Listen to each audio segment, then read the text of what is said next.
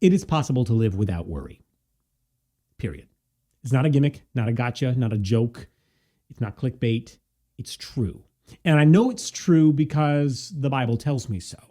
And because, for those of you wanting a more intellectual reason, the Bible, that same Bible, gives a string of rigorously intelligent and compelling arguments to back up its claim. So if you haven't watched the first video in this series, now's the time. Click the link in the playlist or in the description. But if this is so, if it's possible to live without worry, we are just left with one very significant question.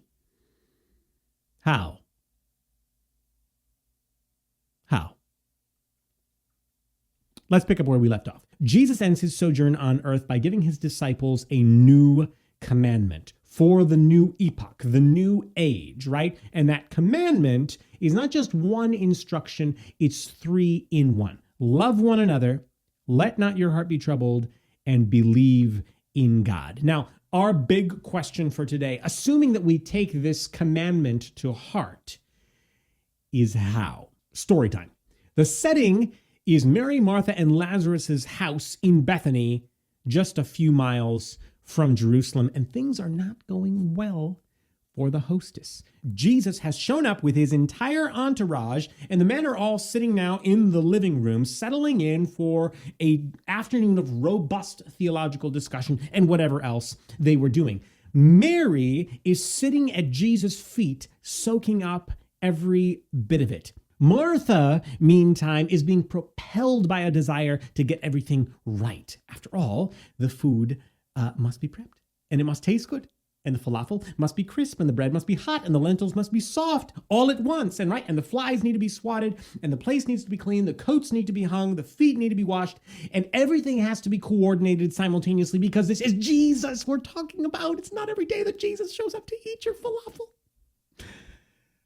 So she's really going for it. As such, we see her in the story show up in the doorway between the kitchen and the sitting room several times, motioning first discreetly to her sister Mary, and then more obviously, until finally she gives up in exasperation and goes straight to Jesus in desperation. The story is recorded in Luke chapter 10, starting in verse 38. My Bible says, "Now they went their way. Jesus entered the village, and a woman named Martha welcomed him into her house. She had a sister called Mary, who sat at Jesus' feet and listened to his teaching. But Martha was distracted by much serving. And she went up to him and said, 'Lord, do you not care that my sister has left me to serve all alone? Tell her to help me.' But the Lord answered her, 'Martha, Martha, you are anxious and troubled about many things. But one thing is necessary, and Mary has chosen the good portion which will not be taken away from her.'" A few points. Martha was anxious and troubled. Does that ring any bells? Anxious and troubled. My question, I guess, would be, why is she troubled, right? We are trying to answer the question, how is it that we can avoid the troubled heart? Here's our first hint. Martha is anxious and troubled. Why, according to the story, is she anxious and troubled? This brings me to my second observation, and that is Martha loves Jesus. This is not a story of Mary loves Jesus and Martha loves falafel. No, Martha loves Jesus too, and it is because she loves Jesus that she is deeply desirous that everything be just right for him. And that desire, so far unfulfilled because her sister is not helping, is causing her a problem. When she goes to Jesus, Martha, she's not even commended for her expression of, like on any other day, under any other circumstances, I'm sure that Jesus would very much appreciate the act of service that is Martha's whole life under these circumstances, that is Martha's whole life. But under these circumstances, when she goes to Jesus, she's not commended for her expression of love. She's gently corrected, which seems a little bit harsh. Isn't Jesus thankful for the food? He is thankful for the food, but right now, he's communicating something very specific and very fundamental. Martha, I don't want you to get everything right for me. I just want you to want me. This is a story of desire. Again, a couple of observations. Observation number 1, desire equals motive. And desire is the main thing. It's always what Jesus is after. Behind every action and every reaction is a desire, and that desire determines the outcome more often than not. Think of pretty much any story in Scripture, especially a story with some climax or calamity or argument or anxiety or trouble, since that's what we're talking about. There's almost always a desire central to the drama. Think of Lot's wife leaving Sodom. Desire. Think of Lot ending up in Sodom in the first place. Desire. Think of Abraham in Egypt with his sister wife, Sarah. Desire. Abraham and Hagar. Desire. And we see the same pattern repeat itself all the way through Scripture until we get to Jesus. Right? Till we get to this present moment. You have Martha desiring to get it right. Mary desiring Jesus himself. The disciples desiring supremacy, all of them among them. And that theme, of course, recurs over and over again. This is an interesting one.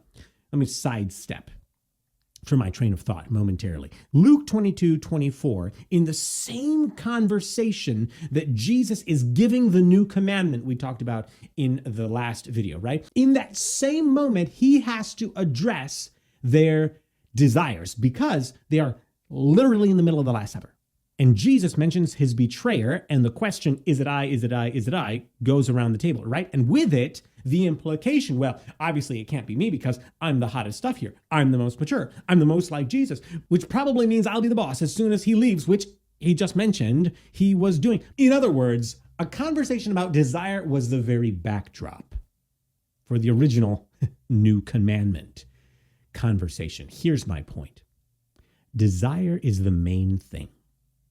And arguably, it is a better predictor of outcomes than action. It's of greater consequence than the actions. Now, desires can be for good or bad things, right? Abraham's desire was for safety, hence the whole Sarah is my sister thing. Safety is not a bad thing. But of course, it got him in a bit of trouble, right? With Hagar, his desire was the fulfillment of the promise. With Lot, it was the desire for ease and money. Not so good. But with Lot's wife, it was just the desire for her home and her family. Not so bad. For Martha, the desire was to be a good hostess. It was the desire for Jesus' comfort. But where did those desires get them? Okay, so again, observation number 1, it's all about desire. Here's observation number 2. The result of unfulfilled desire is anxiety and trouble. So desire plus unfulfilled equals anxiety and trouble. A great proportion of our upset in life is unfulfilled desire. That's just a fact of the human experience, but it's also backed up in Scripture. Think James 4, verse 1. What causes quarrels and strifes among you? Was the question. Is it not this, that your passions are at war within you? You desire and do not have, and so you murder. You covet and cannot obtain, and so you fight and quarrel. Unfulfilled desire is literally center stage. It goes on. You do not have because you do not ask. And you ask and do not receive because you ask wrongly to spend it on your passions, your lusts, or your desires. So you have an asking problem too, James is saying, but it comes back around to desiring the wrong thing. You ask amiss. Another way of saying that would be you ask to fulfill a wrong desire. He goes on to say, you adulterous people, do you not know that friendship with the world is enmity with God? Therefore, whoever wishes to be a friend of the world makes himself the enemy of God. Or do you suppose that it is of no purpose that the Scripture says he yearns jealously over the Spirit that he has made to dwell in us, but he gives more grace? Therefore, it says, God opposes the proud, but gives grace to the humble. Submit yourselves, this is verse 7, therefore to God, resist the devil, and he will flee from you. Draw nigh to God, and he will draw nigh to you. We draw nigh to those things, or we draw We draw towards ourselves those things that we desire. Can I go so far as to say that another way to express his closing appeal would be desire God, and he will draw near to you? Okay, observation number 1, desire is the main thing. Observation number 2, unfulfilled desire equals anxiety and trouble. Incidentally, this is why I think it's impossible to have the comprehensive conversation about anxiety from a purely scientific, medical, biological perspective. And there's no question, like, we'll tackle the science because there's really no way to achieve that real peace when your brain chemistry is off. Okay, like that's the whole reason why we're having this conversation. But desire as a concept transcends science. It transcends the laboratory. So you're not going to ever find a freedom from that anxiety without discussing or addressing this desire piece, right? So number 1, desire is the main thing. Number 2, unfulfilled desire equals anxiety and trouble. And number 3, and here's the crux of it, there is only one legitimate desire. Everything else is confusion. Now, that's a controversial and categorical statement, I know, but hear me out. Psalm 27, verse 4 says, "One thing have I desired of the Lord, that will I seek after, that I may dwell in the house of the Lord all the days of my life, to behold the beauty of the Lord, and to inquire in his temple." So it's another one thing that's kind of 3. Basically, the psalmist is saying, I just want one thing. I want to be housemates with God. I want to look into his face, and I want to ask him stuff. Psalm 73, verse 23, starting in verse 23, very similar vibe. "Nevertheless, I'm continually with you. You hold my right hand. You guide me with your counsel, and afterward you receive me into glory. Whom have I in heaven but you? And there is nothing on earth I desire besides you." Again, the psalmist in Psalm 145, starting in 15, "The eyes of all look to you." Again, why do they look to him? Desire. "And you give them their food in due season. You open your hand, you satisfy the desire of every living thing." And then 2 verses later, verse 19, "He fulfills the desire of those who fear him. Also, he hears their cry and saves them." Can I just make this really simple? God doesn't want you to desire the right things. He wants you to desire him.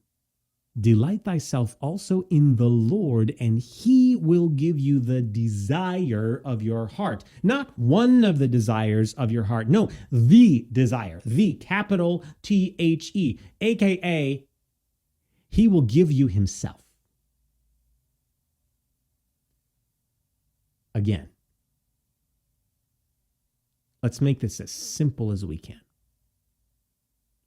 The only way to get your desire fulfilled is to desire the right thing. Because there's only one person that can fulfill. And incidentally, he's delightful.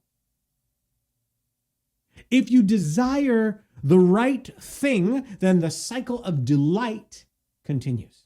You desire, you are filled, and you desire more, and you are filled more. If you desire the wrong things, and those desires simply can't be satisfied, and therefore the stress and the strain will eventually follow, read anxiety and trouble, now you're up a creek.